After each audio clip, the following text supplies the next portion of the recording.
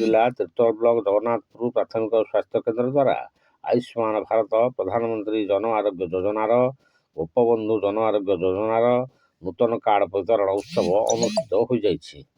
ଜଗନ୍ନାଥପୁର ସ୍ୱପ୍ନେଶ୍ୱର ହାଟପଡ଼ିଆଠାରେ ଜଗନ୍ନାଥ ପ୍ରାଥମିକ ସ୍ୱାସ୍ଥ୍ୟ କେନ୍ଦ୍ର ପକ୍ଷରୁ ଏହି କାର୍ଯ୍ୟକ୍ରମ ଅନୁଷ୍ଠିତ କରାଯାଇଥିଲା।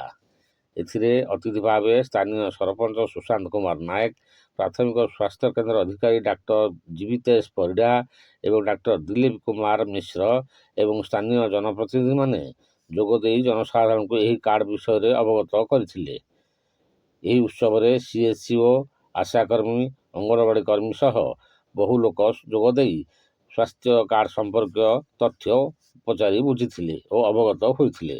ଜଗନ୍ନାଥପୁର ପ୍ରାଥମିକ ସ୍ୱାସ୍ଥ୍ୟ କେନ୍ଦ୍ର ତରଫରୁ ହିତାଧିକାରୀମାନଙ୍କୁ ଏହି କାର୍ଡ଼ ବଣ୍ଟନ କରାଯାଇଥିଲା।